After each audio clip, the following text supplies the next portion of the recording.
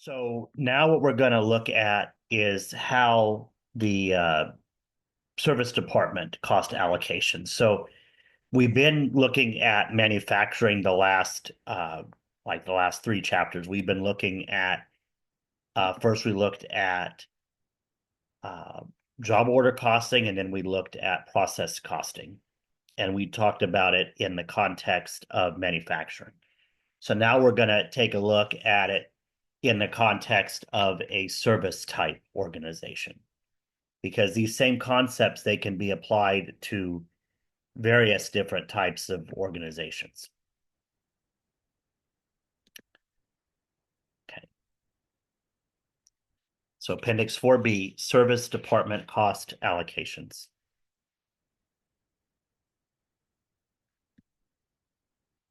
Okay. So some key definitions. And operating departments carry out central purposes for the organization. Examples might be the surgical department at Mount Sinai Hospital that handles obviously all the surgeries there at the hospital.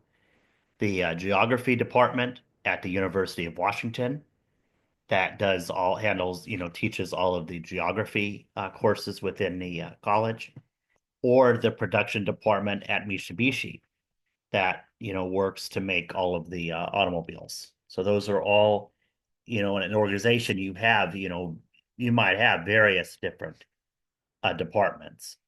For example, at Merced College, we have obviously the different academic areas. So we have the business department, the economics department, the music department, the child development center, the library. So there's multiple departments within an organization. Oh, I kind of am getting confused. So operating departments, those carry out the central purpose. So again, like the academic departments we're talking about.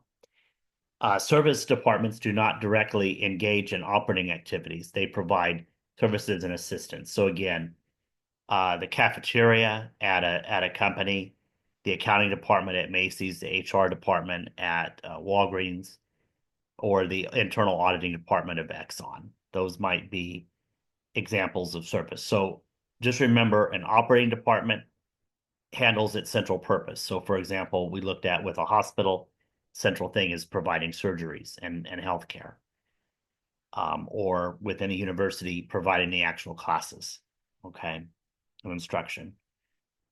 Whereas a service department does everything in support of those activities.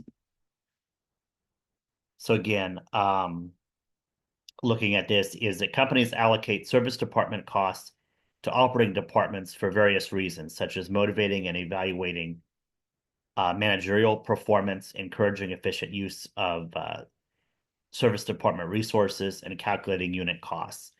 And for us, we're going to focus on allocating service department costs to operating departments to enable calculation of various types of unit costs.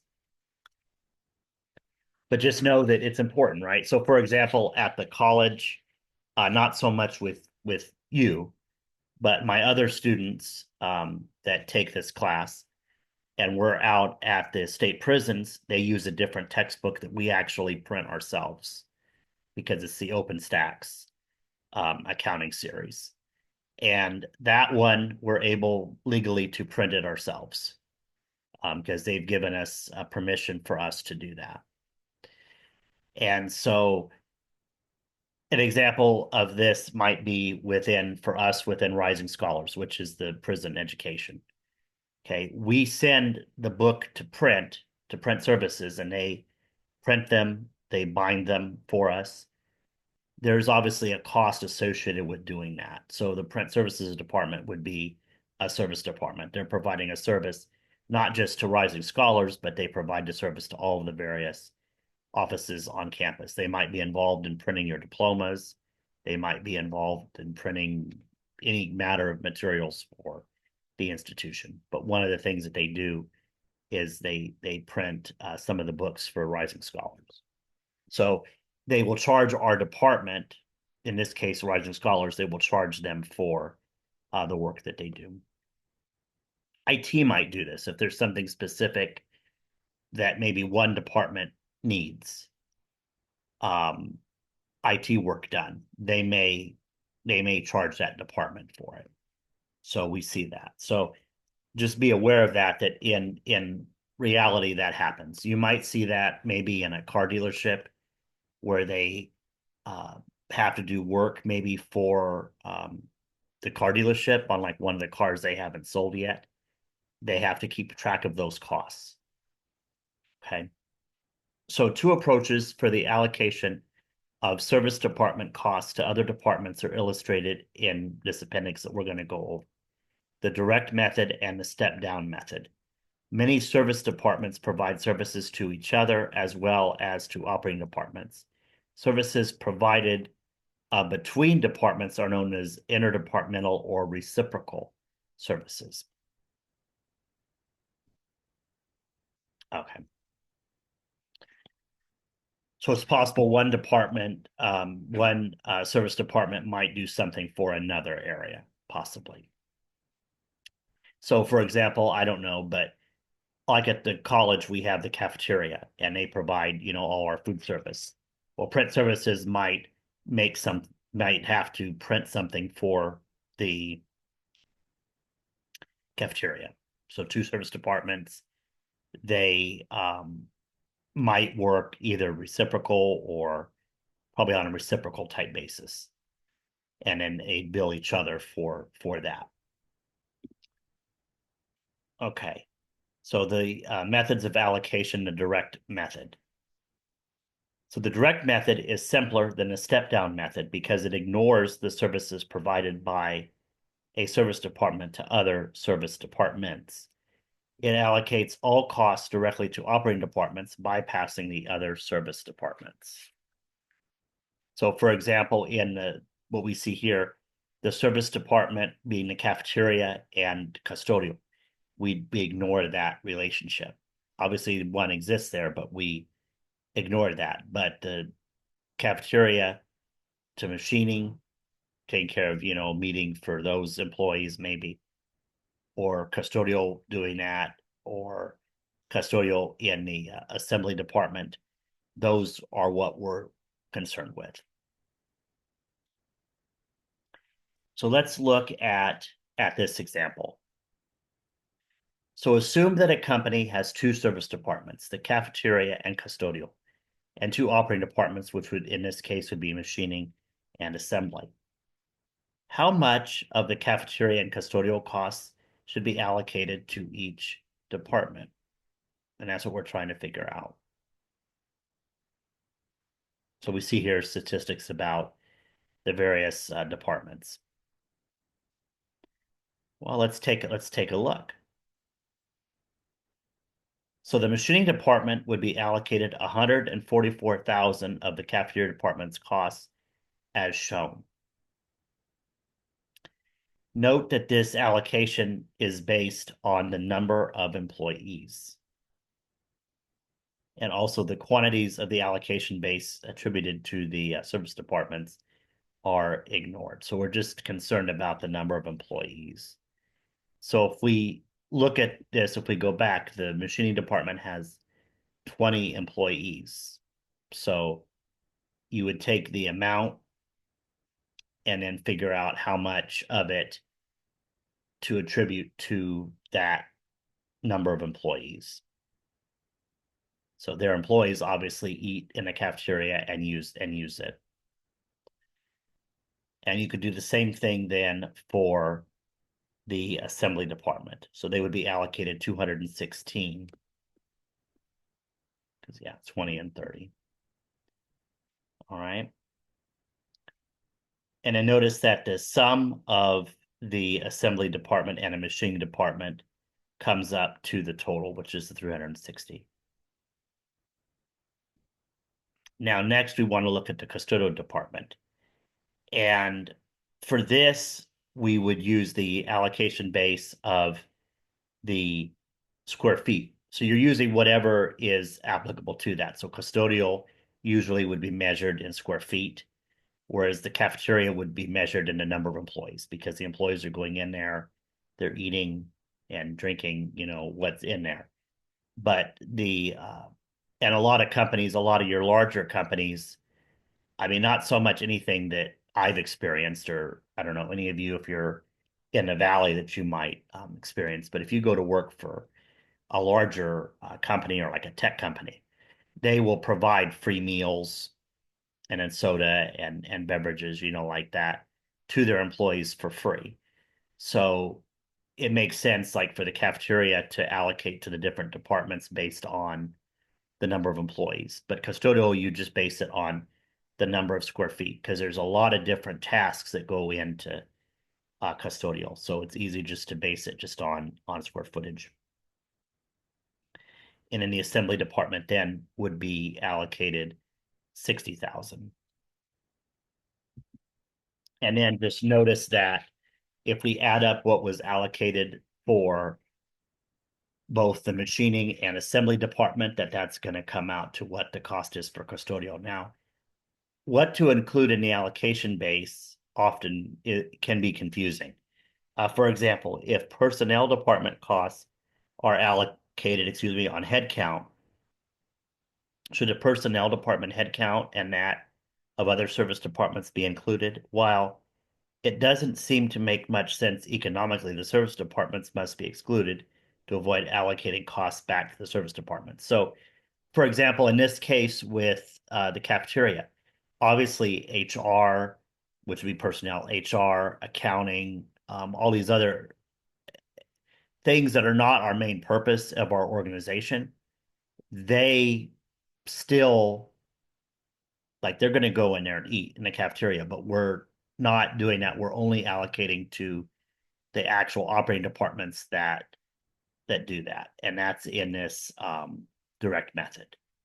Okay, same thing with custodial. Obviously, personnel has offices, accounting, all these other areas have offices, but we're not counting the cost in how we take care of them. We're just worried about the actual part of the facility that is where we're actually doing the actual work, which is the manufacturing. But there's another way to look at this, and this is the step down method. And the step down method provides an allocation of the service department's cost to other service departments as well as operating departments. It is sequential, and the sequence usually begins with the department that provides the greatest amount of service to other departments. Once the service department's costs have been allocated to other departments, other service department costs are not allocated back to it. So once the costs have been allocated to other departments, then those costs don't get allocated back. And there are three key points to understand regarding the step-down method. The first is in both the direct and the step-down method, any amount of the allocation base attributable to service departments where the costs, whose cost is being allocated, is always ignored. So we don't, it's just who they're providing service to. Any amount of the allocation base that is attributed to the service department whose costs have already been allocated is ignored. So if we've already allocated it, we're not going to reallocate it again. Each service department assigns its own costs to the operating departments, plus the costs that have been allocated to it from other service departments. So here's an example utilizing the same information that we looked at previously. So how much would the cafeteria and custodial departments be allocated? And if we assume that the cafeteria costs are allocated first, followed by the custodial department. So again, if we do this, we're gonna base it on, so the custodial department, okay, so the cafeteria costs are first allocated, okay. So the custodial department, I think there's a mistake here, what they're trying to say. So we see here that it would be 60,000 would be going, yeah, custodial department, I'm sorry. So cafeteria allocation into the custodial department would be 60,000. That's how much of it goes for that. So 360,000 times 10 divided by, and then 10 plus 20 plus 30. So that would be the number for the number of employees that they have. And so we see that. So it'd be 60,000 goes to that. Then we could do the same thing then for the machining department would be allocated 120,000 based on the fact that they have 20 employees.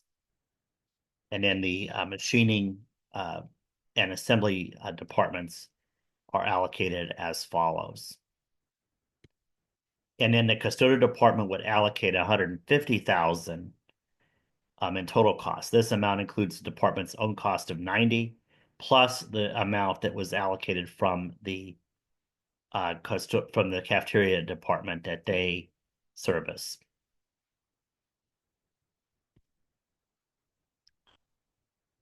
And then the machining department would have allocated cost of 50,000 of the custodial department's cost is shown. The allocation base is based on the square footage for that one. And then finally, the assembly department would be allocated 100,000 of the custodial department's costs as shown. And again, note that the sum of the costs assigned to assembly 100,000 and machining 50,000 is equal to the total cost for the custodial department of 150,000. Now, just note that this again is an area of confusion for students. Never include in the allocation base the service department whose cost is being allocated. Once a service department's cost has been allocated, pretend the department does not exist anymore. In other words, at each step, allocate a service department's costs to the remaining service departments and to all operating departments. And so we see, for example, the cafeteria cost had 360,000, then we're done with that. And then the same thing with the custodial. We figured out how much the custodial to the cafeteria. We did that,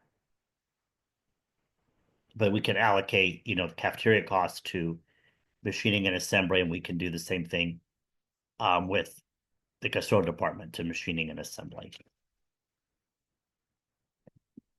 Another method is the reciprocal method. And in this method, it gives full recognition to interdepartmental services. While the step-down method only allocates cost forward, never backwards, the reciprocal method allocates cost in both directions. Reciprocal allocation requires the use of simultaneous linear equations, and we're not going to go into that for our textbook, but that's something that it's possible that you might see that. And so again, one thing to be aware of is you may think that it's kind of don't agree that there are, with the inaccuracies of the step-down method.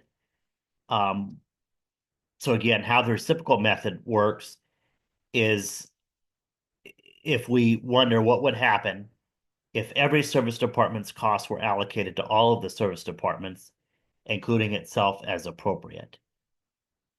So we might answer that some costs would still be left in the service departments where the allocations are finished. And we wonder what would happen if we started over and used the same procedure to allocate the service department costs that remain. And we see that some costs would still be left in the service departments, but the costs would be less than before. In fact, if this process is repeated many times until no costs are left in the service departments, you have essentially performed reciprocal allocation. And that's what this is. But again, it's using simultaneous linear equations, and we're thankfully not going to go into that. So quick check. Let's look at this, the direct and the step down method. So again, looking at this would be for a well, maybe not a university, a business school. Yeah, it is a business school. So if we look at we're using the direct method, how would we do it? So the allocation bases are for the business school administrative cost would be the number of the employees. And for the business administration, computer services would be the number of computers. Okay. And then they have an accounting department and then others. So based on that, how much would we allocate for the administration, from administration to accounting? And we would allocate 36,000. And we do that by taking the 180,000, which is the admin allocation, and then multiplying by the number of employees. So 20 divided by 20 plus 80 equals 36,000. And then how much of the cost would be allocated from admin to BACS, which was the business administration computer services, combined at the to the accounting department, and that would be 13,500, or no, total. So for both departments, it would be 49,005. So accounting for BACS, it would be 13,005 plus the 36,000 is going to be 49,005. And then if we were to want to use the step down method, how would we do it? So how much total cost would be allocated from admin and BACS combined? So it's a combined number. And we see for that it'd be 49,072.